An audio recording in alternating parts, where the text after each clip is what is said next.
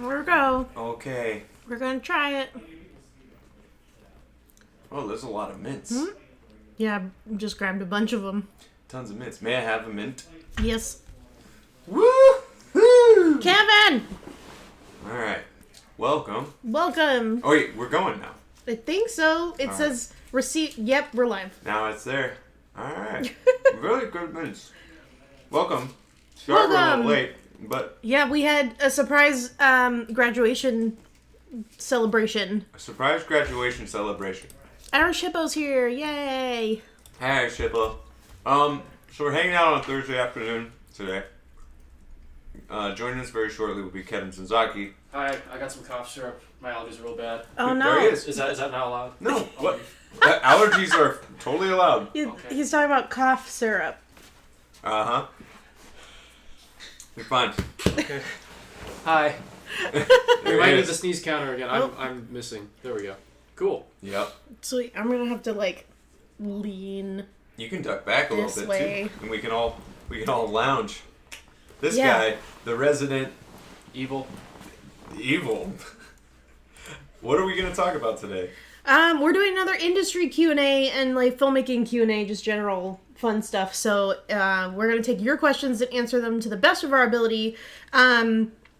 Just a heads up, really specific, how do I do the specific effects stuff is not the goal of this Q&A. This is larger questions because if you want me to explain a VFX thing, I can't. And that would include demonstrating it Yeah. as well. But we're here to just answer filmmaking questions and that kind of stuff. So we will try to do our best. Narsim says, Joey, you look depressed. I had we had a graduation celebration. Sup, Clint? Sup, Clint? Do I look depressed? Clinton's up there. That's I don't want to look how I feel. Oh, no, sorry, I don't guys, for the feel camera. depressed. I truly don't feel depressed, so Okay. Yep. that's a bummer. I feel like I'm not. Thanks, Clint.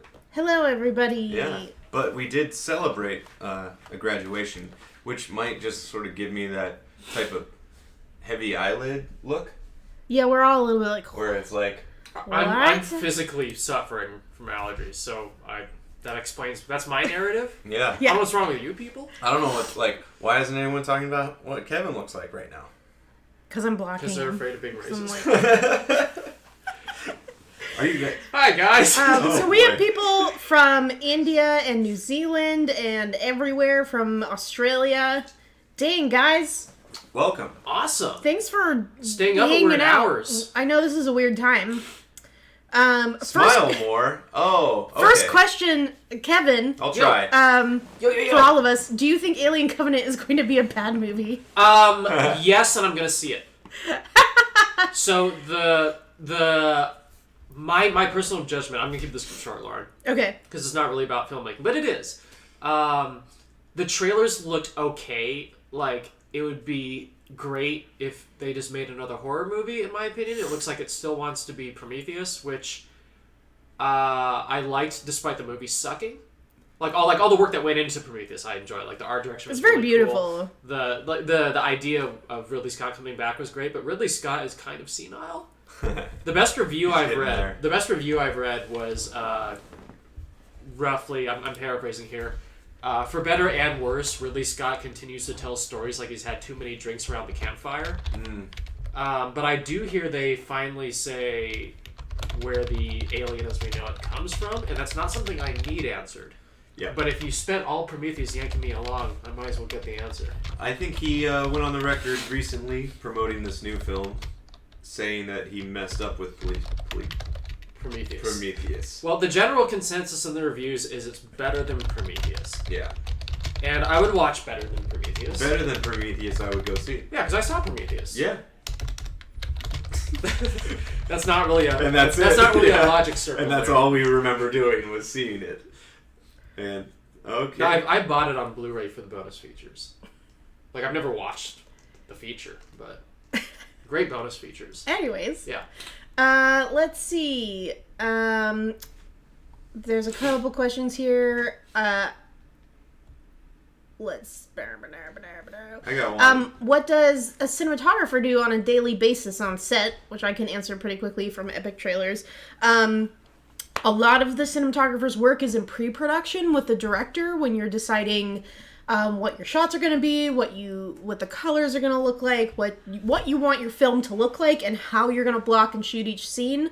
And then when you're on, and then you also have to pick out the equipment and your department, and hire people and make sure you're renting the right lenses and camera for what you need. But when you're on set, you are in charge of two departments. You're in charge of, you're in charge of three departments, sort of. You're mainly in charge of the camera department, and then you're working with the electric department and the grip department, which is the gaffer and the key grip. Those two are the heads of those departments. And you are basically running the technical side of everything. So you are directing the gaffer, you're directing the key grip, you're directing the camera department to get set up for each new shot and when you need to turn around, blah, blah, blah, blah, blah. So a lot of the creative work is done beforehand, and leaving some room to find new creative things on set during the day. So I hope that makes some sense. Joey, you had a question. Oh, well, I just to add to that, the worst thing that I could think of a DP doing is to constantly argue or question what the director wants. Mm-hmm. And I know, and Lauren, you're really good at working with the director to help get what they want onto the screen. You know what I mean? It's not like, let's do this, or second guessing the director. And like, always are you sure you want to do that? And like, no. It's your main job is to help facilitate and get that collaboration going. Yeah, because directors they should know how cinematography works, but they don't need to know like what lenses do what technology is going to give them the right effect. They can say, I want this to happen, and the cinematographer can be like, okay, I'm going to make this happen by doing this, and explaining it to all the tech people and asking them to help them do it. One of the worst sets I was on was years and years and years ago. Haven't worked with these people since, but it was very confrontational, and it slowed everything down, and nothing got shot, and everyone just kept arguing over how they should do it. Yeah. And I remember specifically being like the director asking for a thing, and the DP just wouldn't do it, and I blew up. I finally snapped and said, Just help him do it. He has an idea in his head. Like, help him get it there. Like, if it's impossible, and he just it's like you are not the director when you are a cinematographer. You have a very specific role, and you need to be the director's best friend. Right. And if something he's asking for is impossible, you find a way to make it happen like you compromise. You find ways to make it as close as possible, or ask or tell him what needs to happen for it to happen the way he wants, or her or she wants. So mostly you are on the director's team, and when they ask for something, you make it happen. Wayne, welcome. First time Wayne in the watching. Nurse, from let's Texas? See. Welcome. Marble Portal. Hope we don't let you down. Yeah. I don't know if any of you would know the answer to this, because I don't off the top of my head, but what college do you recommend for me, or her, or him? I don't know. For stop motion or animation. Do you know any schools that are particularly good for animation? Because my first suggestion is like try and get an internship at Leica. Yeah. And they do like Kubo and the two strings and all the cool stuff. I think because a lot of that technology is shifting more towards digital, a lot of universities might focus more on digital animation. Yeah. So that's still within your realm of interest. There's a lot of fundamental technique and fundamental understanding that would carry. Mm-hmm. But because stop motion animation, like a lot of film, it's not something where people ask to see your degree. Yeah, pursuing an internship, trying to reach out to companies directly, maybe the more effective way to do it. I don't know if like Full Sail or something would cover stop motion, but I don't know. It's worth Mr. Google could help with that. Yeah, looking into different animation programs. I mean, like almost all film schools have a sort of animation program. It's just how deep it goes. Like, USC had, like, animation classes and some... I don't know if it has an animation major. It might now. It does now, yeah. Yeah. And then I know Gnomon School is mostly a visual effects school, but they also do animation and that kind of stuff. That's GNOMON. And I think that's mostly digital, but it also can teach you basic animation concepts. But that's worth, like, looking into. I'm not sure if there's, like, a leading school on animation. I'm sure there is. If I know sometimes Jen Ben is in this chat, and she works in animation, and she might be a good person to ask. I'll ask her sometime if she's not here. Do you know Gnomons like the thing on a sundial? Yes. Learning. Yeah. Let's see. Narsim asked, how long did Eye for an Eye take to make? Hello from England. Less time than it took to watch. Yeah. It took an afternoon to film and another afternoon to edit. So I'd say a day filming and editing, and then a day for sound design. Yeah. An afternoon, day for sound design, a day to color it, and so I would say maybe 3 days in total when it's all said and done. Yeah, that was just something we did up on the afternoon because we did have a bunch of blood, or we had the Hudson sprayer to get us the blood effects, and we wanted to do a sort of simple escalation type of comedy thing. If you've seen it, I hope you liked it. If you didn't, well, not for everybody. It's not a very long video. There wasn't like a big strategy meeting or anything. No. That was incorporated. It just sort of happened. Yeah. That was like, this would be funny. I think it'd be fun to film. Yeah. And then Freddie was like, just throw it on the channel. Yeah, yeah. And we were like, okay. He saw the blood effects and we're like, we're gonna put this up, and we're like, whoa, we just made it for fun. We weren't intending to post it up, and so surprisingly, there's a different memory of old Rocket Jump versus old Rocket Jump. You know what I mean? Like, some people, like, wish they had the old days, and then some people say, oh, this is just like the old days, or it's like, why can't it be more like the old days? Yeah, it depends on when you started watching Yeah. Freddie W / Rocket Jump. And so. And we just sort of made it for fun, and we hope that you liked it. So if you didn't, there's always the next one. Cherish is in the chat. Hey, Cherish. Cherish is homesick. Get out of here. Tell her to feel better.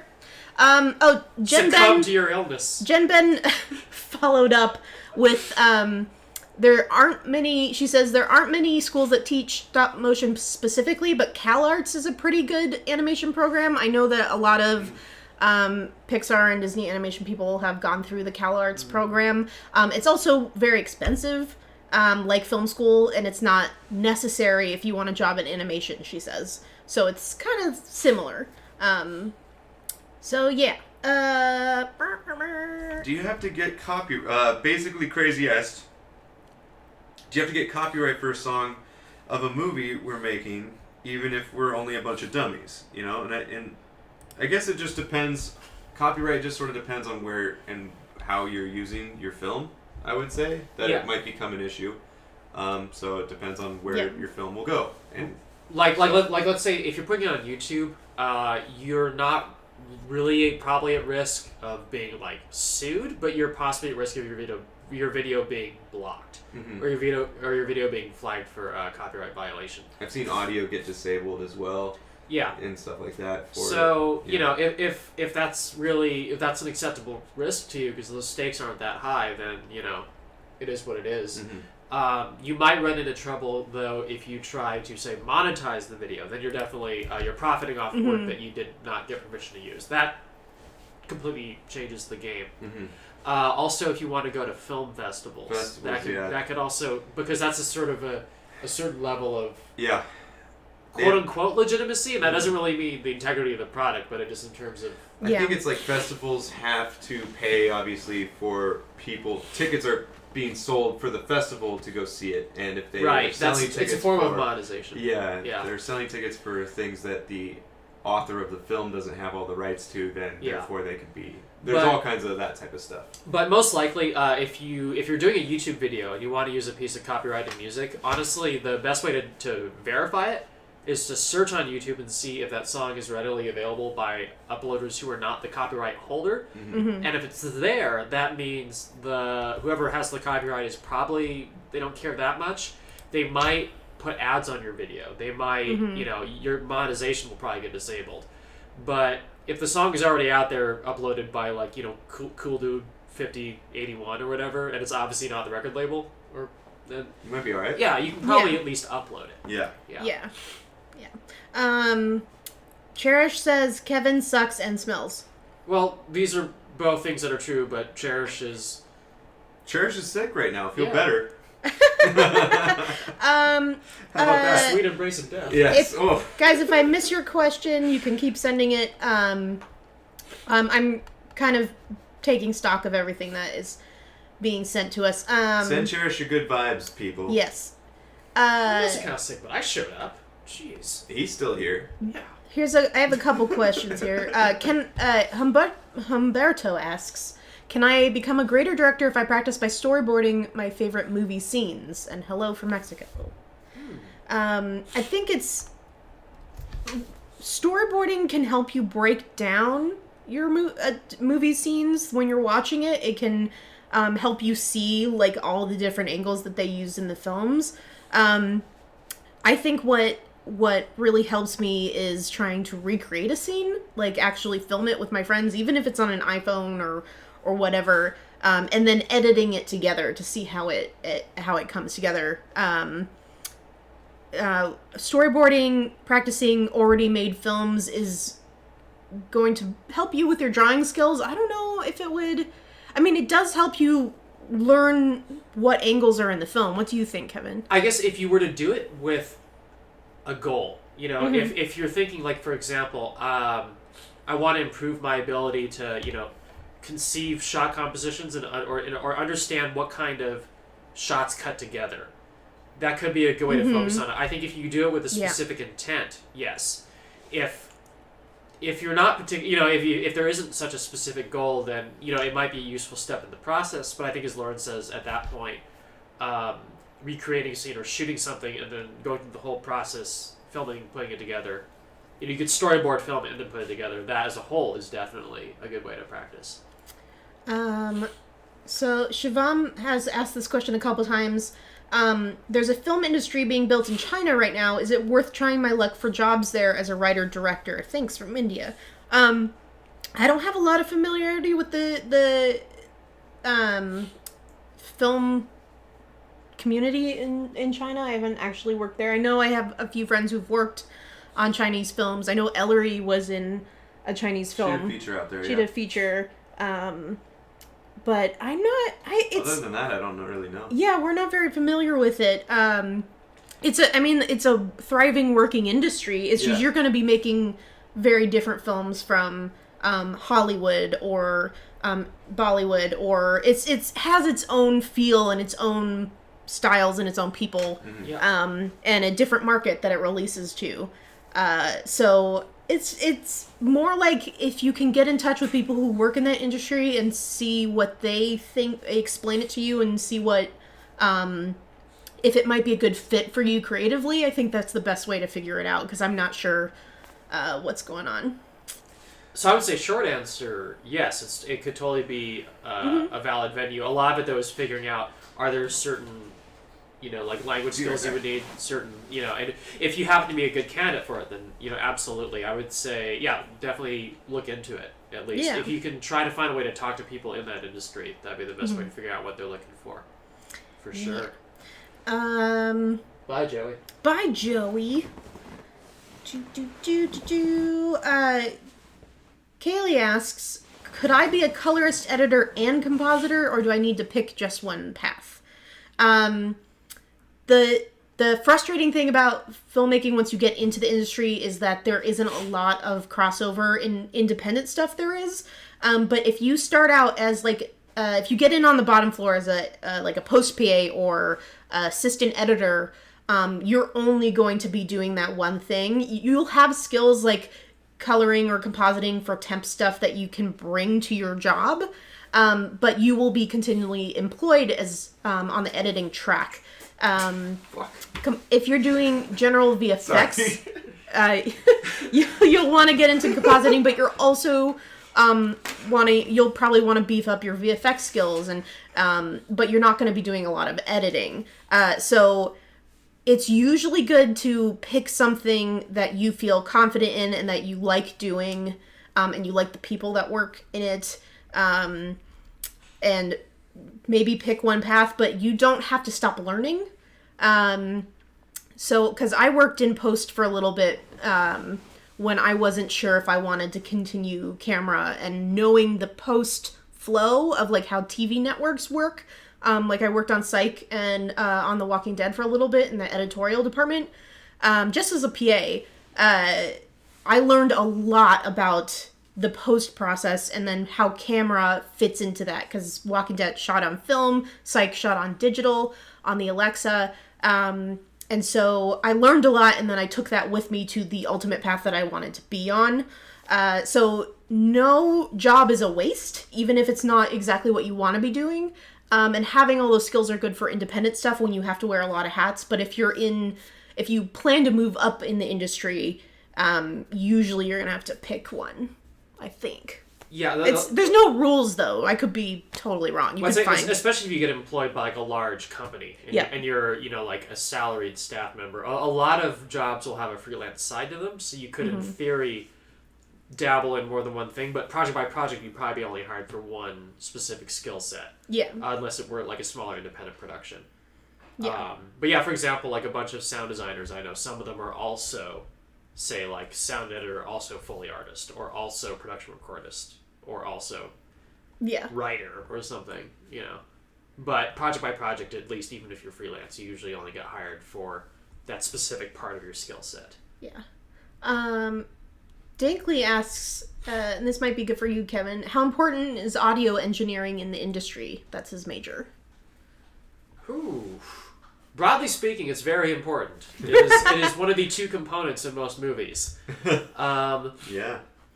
I'm not sure exactly what kind of stuff they're covering in audio engineering. Like, I don't know if it's film specific or if it's kind of a broader thing where it could cross over with film and whatnot. But if you have a general good, like, engineering studio background, for example, that is very valuable for the post-production process. And that opens up a lot of opportunities at working at, like, mixing places or, studios. Because, like most parts of film, the audio post-production part is a mix of a technical craft and a creative craft. So if you have an understanding of how stuff works, that's incredibly valuable. I kind of come out from the other end where I just sort of am the guy that presses buttons and doesn't read the manual. So like we get into a mix and we have to solve like a tech problem, or we have to figure out how to send a signal from A to B. Like I understand the fundamentals, but it's always great to be working with someone who actually knows what they're doing. Mm-hmm. So I know it's a little vague. Feel free to follow up with me on that. But that's definitely an incredibly useful skill. Mm-hmm. We've had a couple questions, and usually we link to, we have a forum post that answers the should I go to film school question, is film school worth it question, I don't want to go to film school, what do I do question.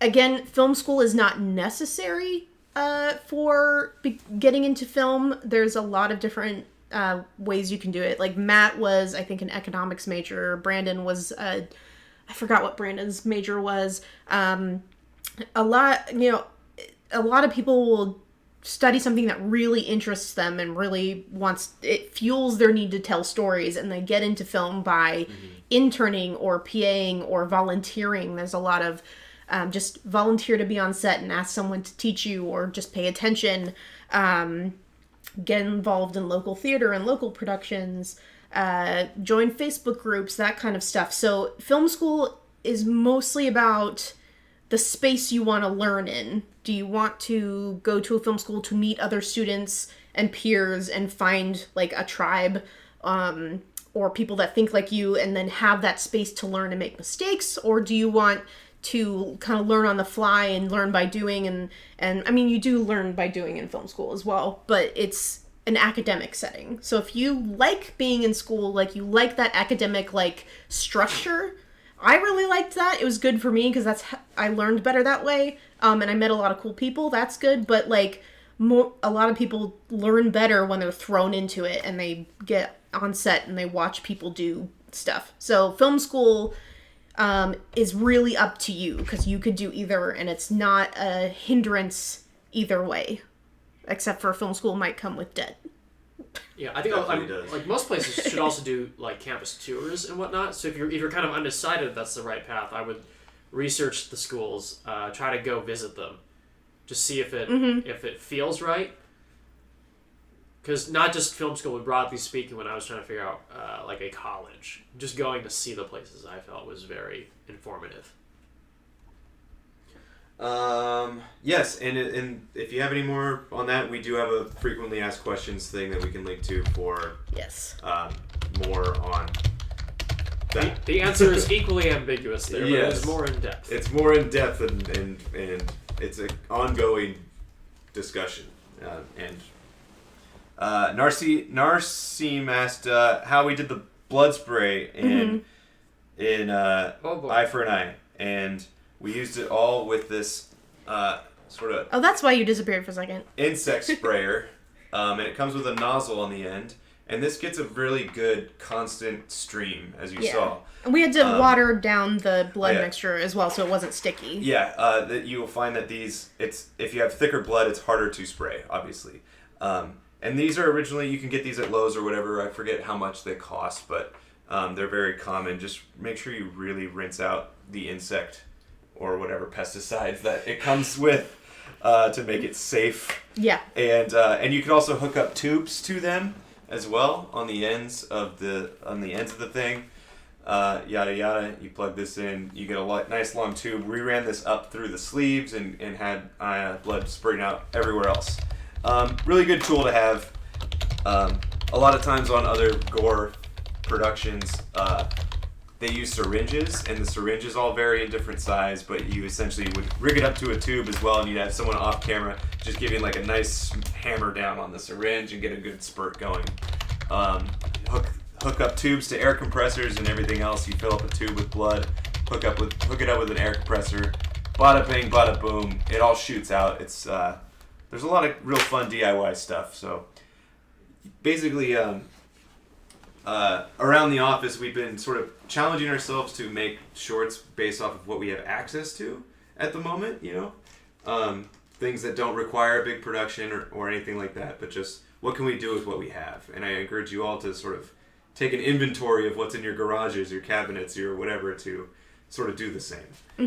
Because this had been sitting in our storage room for quite some time, and we just finally got to use it for the special effects for Eye for an Eye.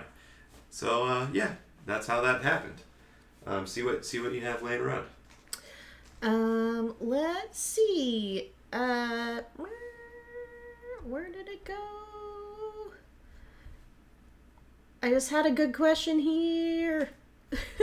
Someone asked. You go. Someone asked, "What are some good?" Where is it? We all lost her. Yeah, Master Blaster asked, "What are some good movies to watch for really good and really bad cinematography?" Ooh. Trying to think of really bad cinematography. Cinematography is interesting because it's not really about the quality. It's more about whether the cinematography tells the story.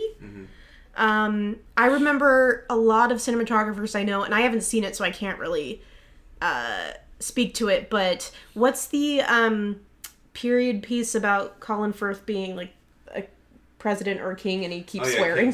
King's Speech. Yeah. Is that right? Yeah, they felt like it was very beautifully crafted, but they felt like the framing and the way the story was told visually didn't fit the story. And I remember a lot of people being really frustrated with that. And then, like, an example of really great cinematography that's maybe technically lower quality, and I hate saying that, is the movie Once, where it's very low budget. They didn't have a lot of lights. They were filming on one of the older digital cameras. It was like a HVX or something like that. But it fits the story so well, and the angles and the way that they framed it and shot it served the story so well that you don't really notice a change in quality. They did such a good job fitting the emotion that it really works very well.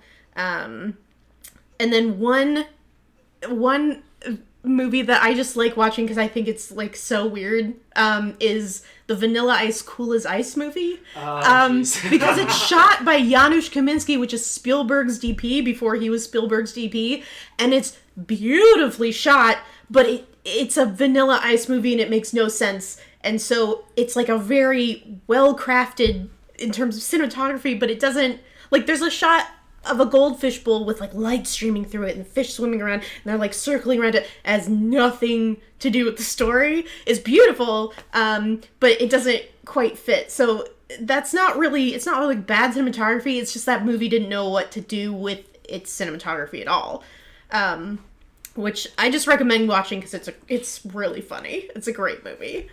Bad cinematography is hard. Yeah, I feel like bad movies typically, it's a lot of different things. It's not just the cinematography. Yeah. But I can only think of bad films.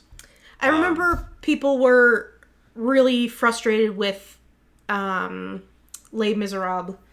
Oh, because they did a lot of like one. Well, it was live, wasn't it? Like, yeah, it was almost live, sort of like, so like going into wides and close-ups at weird times, and it's not fitting with the emotion because of the way that they filmed it. Like, people were like, some people really loved it and some people really hated it. It just kind of, you gotta try it. Yeah. Let's see. Blue has asked a couple times, have any of you gotten any opportunities to work on a feature film or TV series in Hollywood? Dimension 404. Yeah. That's a TV show. Yeah. That's a TV show. I worked on Psych, and I worked on Walking Dead in the editorial room, as I said earlier. Freddie produced a B-movie horror movie called Bear way back when we just graduated that I worked on. It's like Jaws, but with a bear. It's like, yeah, basically. That's why it's called Bear. I haven't seen it. Cherish, you PA'd on, was it The Dark Knight? It was a Batman movie, and it was crazy big. Dude, let's bro. see. Dude, bro. Yeah. I guess it depends on. I guess it it's depends not on Hollywood. Yeah, I guess it depends on what level you're talking about. Yeah. The main thing is a lot of productions at a certain point require a union membership. Mm-hmm. And while you're doing the exact same job, it's just meeting a certain arbitrary requirement of hours, Mm-hmm. or a recommendation, or a combination thereof. So as we've been going along, some of us get pulled into that, and that opportunity starts to open up. But it's strange also because like things like Dude Bro Party, that was crowdfunded. It's technically fell under digital new media, which at the time we did have SAG actors. However, they have different rules on like where it will end up. You know, it wasn't planned to be theatrical release or anything like that. So we can get SAG actors for different rates because it wasn't theatrical.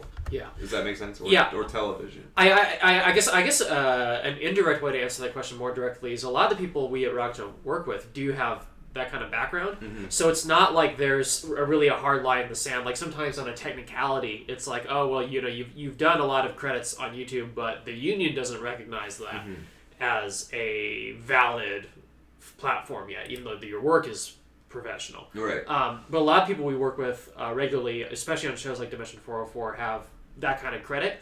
And when I personally work with like other people in the sound department, say, who have worked on movies that you've heard of, I think a better way to explain it. Yeah.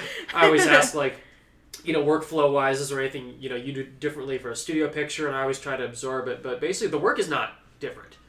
It's really just kind of the old world where it's a very the old Hollywood machine meeting the YouTube world, where a lot of what we're doing technique wise is identical. It's just the unions aren't quite caught up on certain things depending, and but yeah, like for Rocket the Show, our mixer Derek, he worked on like 300. He did Metal Gear Solid. He did a bunch of stuff that you've heard of, but it was no different from doing our show. It was the same process.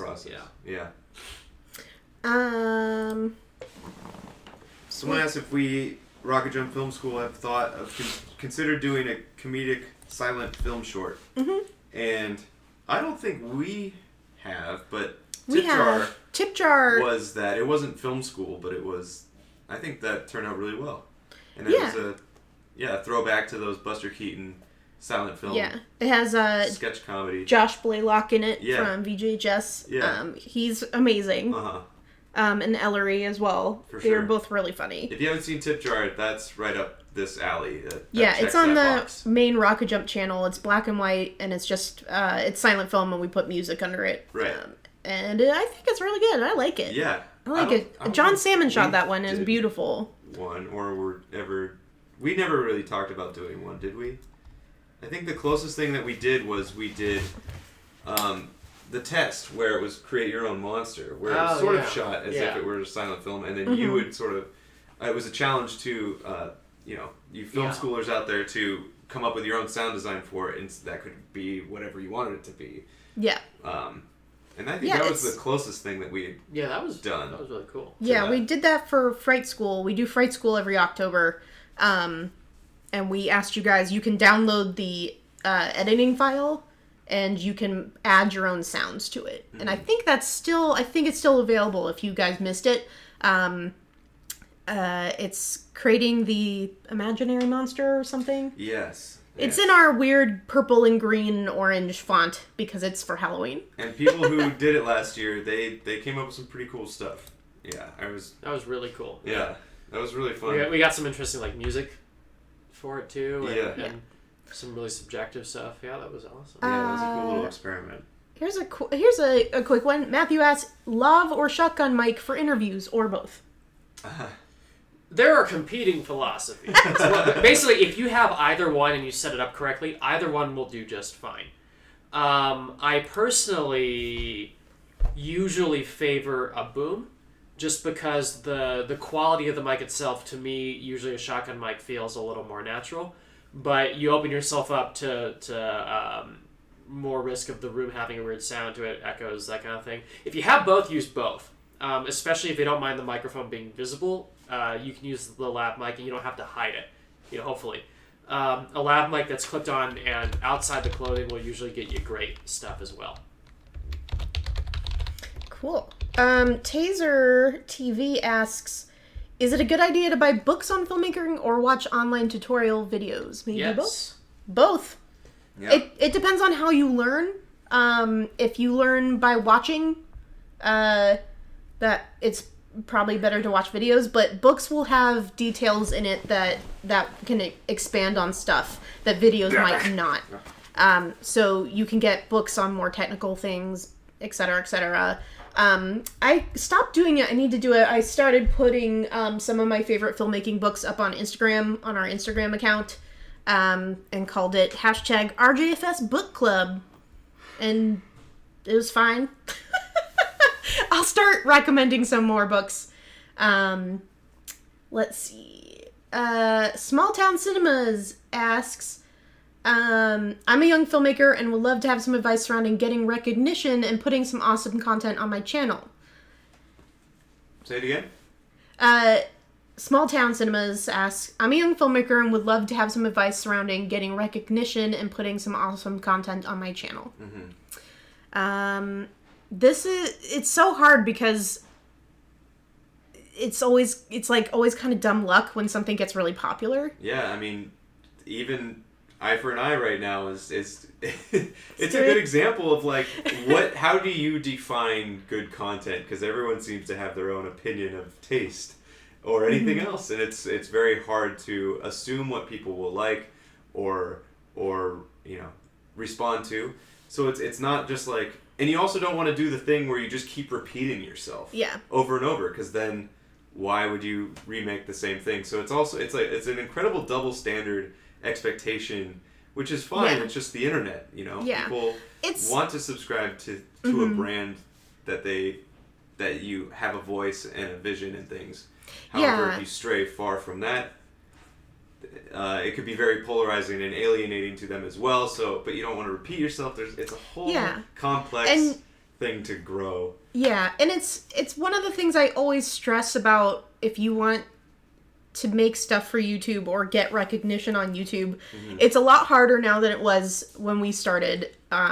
Just because we started when YouTube was still a platform for cat videos and not short films, and so we got in early. It was good timing.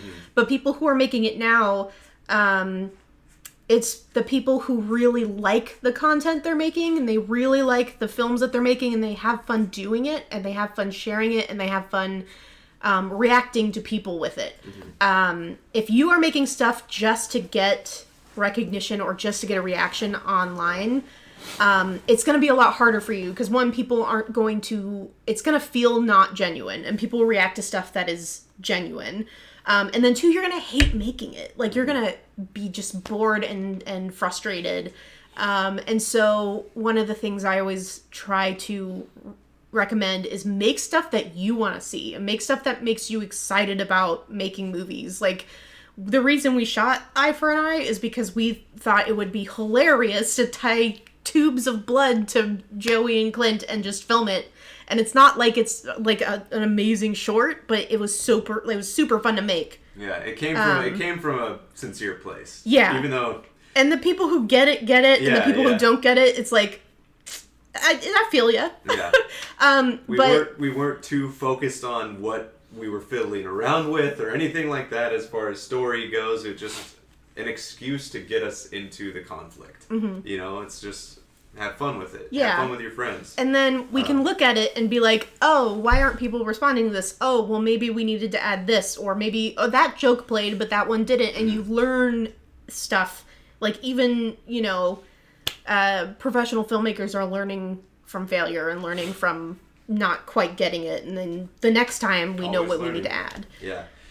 Consistency is another big one. Be consistent with set deadlines or goals for yourself to make content, and I guess we can leave it at that and wish you the best of luck. And please share it on our forums. We'd like to see what you create. And we have, on the film school, we have constructive criticism. It's a fun thing when people actually watch your work and give their honest feedback. That's really important. It is. Sorry, I'm eating a allergy cinnamon candy because my nose is so stuffy. I'm hoping this helps. Yeah. Clear you up. No, I'm sure there's millions of people out there who could be good filmmakers, but they're so perfectionistic about what they want to make that they never get anything done. Yeah. And then at that point, I hate to say it, you're not really a filmmaker because you haven't made a film. That's a fundamental definition. Yeah. So having that consistency and that grit, that ability to go, it's not as brilliant as it was in my mind, but let's just get it done. Because no one else has seen that inner vision of yours. No one else knows what you intended. People can still enjoy the product. You know, like. But they need to finish it so people can see it. Otherwise, it's almost everyone who is actually good at their job in a creative industry hates their work most of the time, and it's because of that perfectionism. But you have to balance that with the ability to just get it done. Yeah. So a finished film is better than the perfect not made film. Exactly. So try to, if you are a perfectionist, try to lower the stakes for yourself. You know, do something like Eye for an Eye, where it's just kind of a one-off. It's like, well, this doesn't have to be my best film of all time. Yeah. But this is an idea I care about, and I think I can do it in a week or whatever. Just do it. Yeah. You'll learn a lot, and that will get you way closer to making that perfect film one day than if you don't. Yeah. Better to try.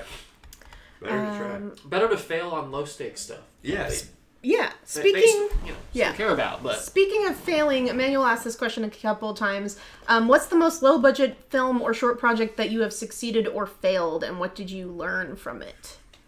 I mean, we could talk about the thing we just shot today. If you want to. We tried it didn't work. Yeah, we failed this afternoon trying to make a thing that I had in my head, and everyone here threw in their time and their talent on ultimately something that didn't work out. And these things happen all the time. All the time. Even today. And there's no shame in failure, as we were just saying. So I can tell you the idea. Would you like to hear the idea, people out there in the world? It was pretty... It was so stupid. It was something. It didn't work at all. We tried it. We actually shot it. It didn't work. We shot it, and it's terrible. Yeah. So I would say today.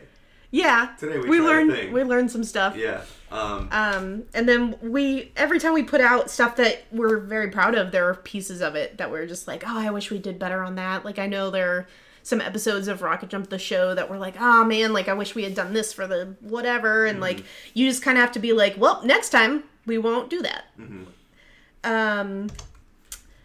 Jack asked, are any of you editors?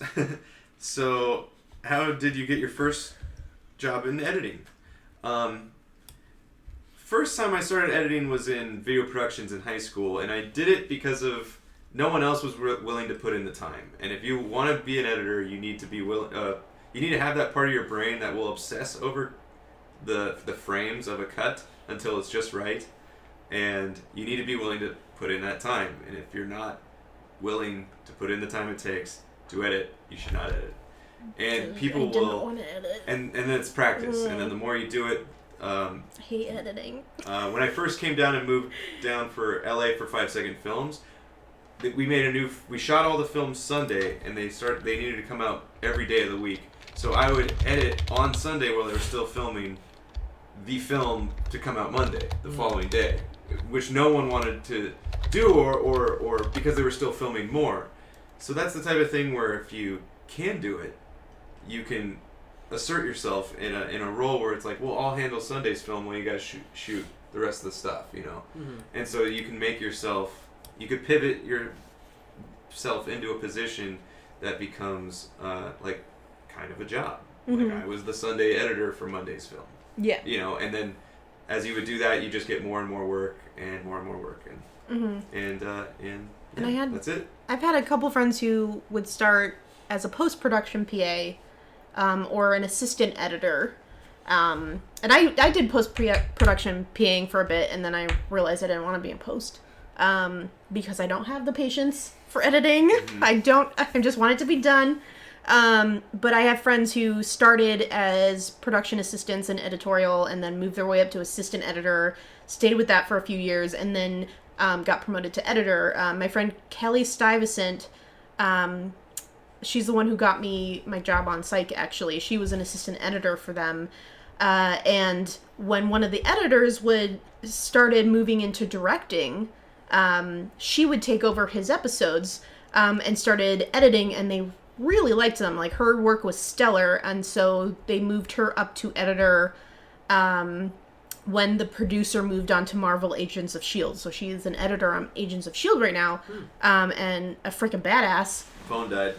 Oh. Can't be on the chat anymore. Well, the chat wants to know what the idea was. Oh. You want it? Yeah, I'll take it. Thanks, Kev. Alright, well, while I get plugged back in so I can read some of these things, the idea, unfortunately... Tell us. Yes, please. Come on, say it. Okay, so it starts, it's very short, so I'll just walk you through it. It starts with Freddy eating a candy bar on a swing set. And he throws the candy bar out, and the trash. And okay, so you still listening? He's plugging in his phone. Plugging in my phone. Oh, this idea is so silly. I love it. It sounds better when you just pitch it than it does. I don't even know if it's a good pitch. We'll see. All right, so he throws the candy bar. He throws it away. It doesn't make it into the trash can, and then he just gets up and leaves. And then we follow the wrapper, the candy bar wrapper. It gets swept up in the wind, and it's traveling through the wind. And then all of a sudden, a hand catches the candy wrapper and sniffs it. And then you hear a familiar soundtrack. And this homeless man takes this candy bar wrapper, Matt, and then he starts, like, studying it. And then all of a sudden he goes, Simba? He's alive? And then it looks, and then there's a portrait of Freddy, a rudimentary portrait of Freddy up on the wall, and then he goes, he's alive! And then he draws glasses onto Freddy, and then he says, it is time. So it's essentially just the Lion King. That's the Freddy drawing that we did. And we recreated that scene from the Lion King, and that was the entire idea. And it ends with a zoom in on that drawing. Yep. It is time. It's a good exercise to do because you learn how they film stuff. Yeah.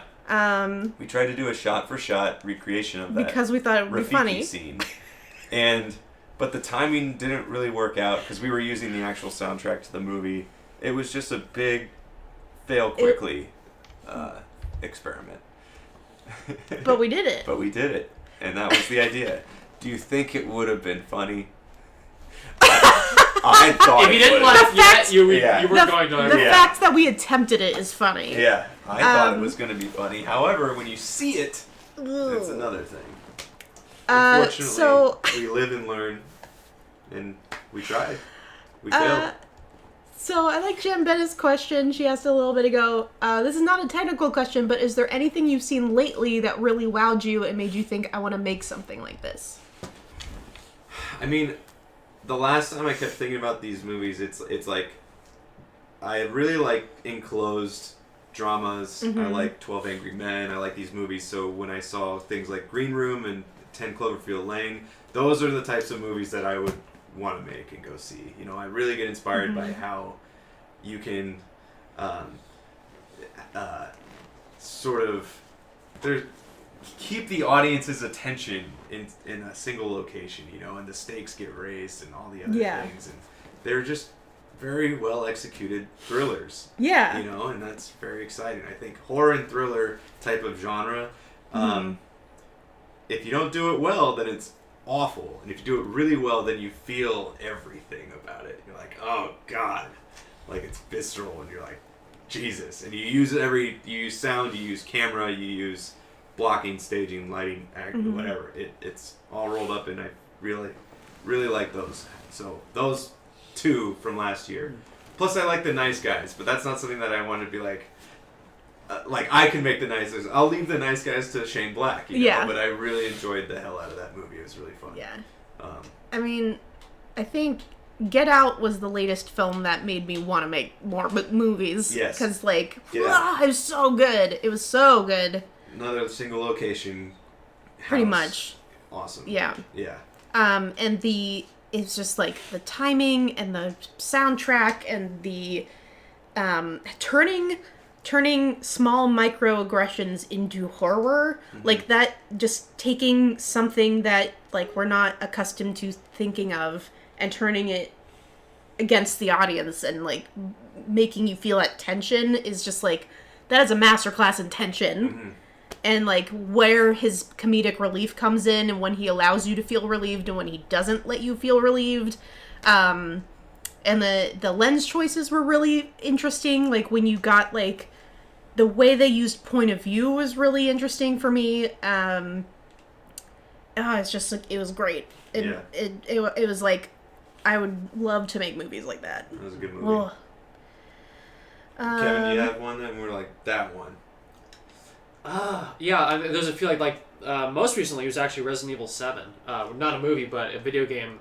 For me as a sound editor, because I played the whole thing on headphones with their binaural surround. And that kind of technology where you're able to simulate more accurately 3D space than stereo, it's starting to become more commonplace, and that just really got me excited about, like, the kind of storytelling you can do with audio when you can really precisely place it in the environment. Because I was talking to friends who played that game on TV speakers, and they were doing a lot worse than I was. Like, I kind of breezed through a lot of it because the audio gave me so much information about the world, and just the way that it pulls you into it, I thought was phenomenal. So I'm really looking forward to where audio is going to go, even for stuff like YouTube in the future. And that just, you know, as a sound editor, I was like, man, that's really, really cool. The last one that kind of high concept got me really excited was last year's Japanese Godzilla movie, actually. Oh, nice. And it has a lot of problems, but it's just, it was this bizarre, self-indulgent metaphor with, like, the driest sense of humor. Just like basically it was a really weird movie, and just going to a theater and experiencing a movie with hundreds of other people and being like, man, this is really weird. Yeah. Someone paid for this. That's just kind of inspiring to me. Paid for it as in paid for the ticket, or paid to even make Both. it? Yeah. Both. Like you know, when you're like, oh, Japan's doing a new Godzilla, you're like, oh, great, it's gonna be, like, rad, and it's gonna be like, you know, this awesome kaiju, but it's basically about bureaucracy, And like the best joke in the movie is every time they sit down to have a conversation, there's a subtitle showing the formal name of the meeting and the group having the meeting, and the subtitles just get longer and longer as the movie goes on. And great. as it becomes more and more obvious they're all completely incompetent. Uh-huh. That was great. That's awesome. Like it's not perfect, but like I still need to see that. It's really cool, you know, if you're at the point in your life where you're kind of like, you know, more sequels, more summer movies. Yeah. Seeing a movie, even though it fits that template, where it's like someone did something creative. Mm-hmm. There's There's still people out there doing weird movies, and to me that was so cool. Mm-hmm. There's an interesting conversation happening in here about Taser TV asks, what are some of the top films you'd recommend to watch for studying? And the back and forth is, like, maybe you should study other things other than film, and, like, blah, blah, blah. Absolutely. But I think there's definitely a balance. Like, you need to watch movies, and see how people are, what people are doing now. Like, what storytelling techniques are being used. How did they do it before? How did this director differ from this director? Watch historical movies, classic movies, that kind of stuff. But you also do need to pull from outside of film as well, because you'll start kind of running dry on your creative, like, inspiration, because all of a sudden you're making movies about movies, or movies that you've already seen.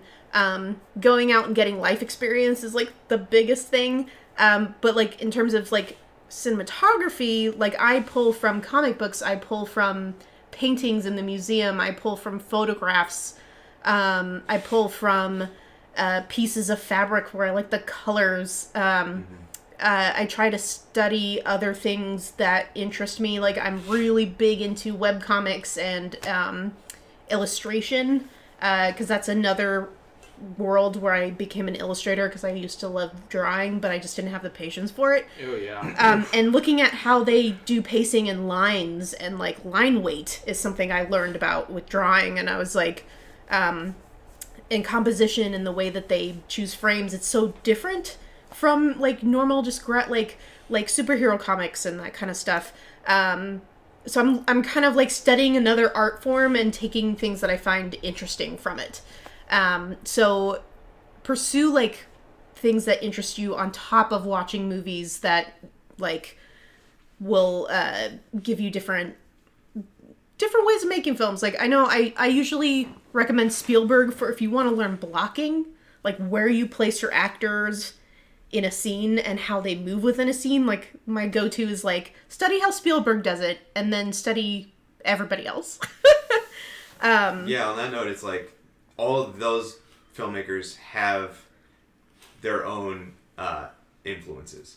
So, and it's funny because it's like you pick a filmmaker like Spielberg and then you just absorb all of his work, but then you try and get as much information as you can about Spielberg then and see where he got that from, because then you'll go back and he's learning these things from, like, Kurosawa and from John Ford and from, like, and because now film is so old now, each generation has their influences and they have their influences, and that's a really fun game to play, is if you start somewhere and then you see how they got that and then you just keep going, because there's so much history to film that someone got it from someone else who got it from someone else at this point. So that's a fun game to play.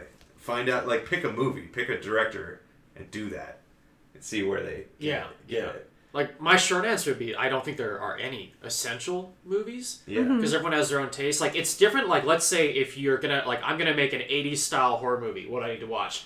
If you're doing something that's very specific, you can say, oh, watch these 10 movies. Right. But as a filmmaker, I would just say, in general, push yourself to watch things you wouldn't normally choose for fun. You know, if you were just, like, kicking around on Netflix or whatever, it's like, go out of your way to go out of your comfort zone. The more you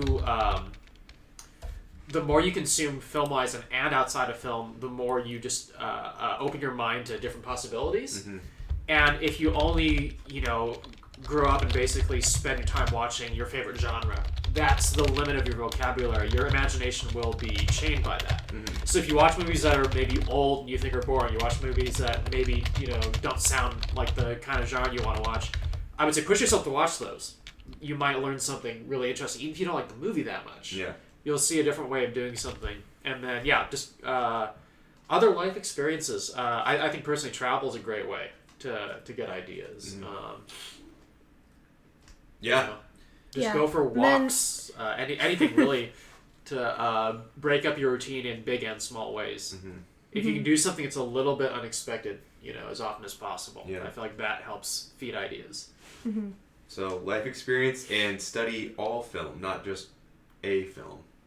Does that make sense? Because it started with what films to study. Yeah. I mean, all of that. Start with stuff you like and then work backwards from there. Like, Yeah. what look at the director and be like, who influenced this guy? Like, usually there's interviews and stuff, and it's like, I really pulled from the work of so-and-so from this, and then you can just kind of... Mm-hmm. Yeah, because there's a million ways to make any movie. Yeah. Like you yourself as a creator, and it's just about yourself finding, like, a few ways that work for you. Mm-hmm. And the more just experiences you have on a broad spectrum, the more potential you have for coming up with something. Mm-hmm. Cool. I think we're hitting about 5:30. That's been about an hour, so we gotta wrap it up. All right. However, I know I didn't get to a lot of questions specifically about equipment because those are so specific. They're more about technical rather than the entirety of filmmaking. Ask them on our forums, our little discuss.rocketjump.com. There's a film school section where you can ask questions that we didn't get to today and that are more specific, things that I couldn't answer during the stream, like cameras and lenses and that kind of stuff, or larger questions that you guys didn't get answered during the stream because there's a lot here. You guys are awesome. Ask them in the forums, and you can tag us. If you type @ and start typing our name, Lauren, Kevin, or Joey will usually pop up in a little menu. So go ahead, talk to us on the forums, talk to us on Twitter, do whatever you need to do. If it's a short question. If it's a short question. Twitter is not a good place to be like, what's your thoughts on the theory of the golden ratio, blah, blah. Not enough characters on Twitter to get into that one. Yeah. Follow us on Instagram. Follow us on Instagram because we're putting some weird stuff up. And like all of the things that I've posted this week. Joey's in competition. Yep. With Cherish because Give it a like. Joey's going to be on Instagram this week, the Rocket Jump Instagram, not the Film School Instagram, right? Yeah. And then Cherish is next week. Yeah. And they're going to see who likes what. I feel like she's going to win. I haven't really done too much with it. Yeah, you haven't posted a lot. No. Well, I don't want to spam it. Yeah, well, you got up your I got game. one more day tomorrow. This is your week. Yeah. All right, maybe stay tuned tomorrow. All right. Like all of my posts. Thanks, guys. You have awesome questions. We're going to be back next week, I think, with a lighting demo. I don't I remember. don't remember. We're going to do something fun next week. Yep. Look out for that. All right. Request for more food talk next week. Oh, and our Crystal Skull Oh, yeah. Q&A. If you guys want to watch Crystal Skull, you can watch Crystal Skull and then ask questions. Yeah, Part time. we changed our long answer to study Crystal Skull. God dang it. God dang it. Lauren's favorite No, movie. it's not my favorite movie. Best I movie hate ever it. made. I hate it. All right, guys.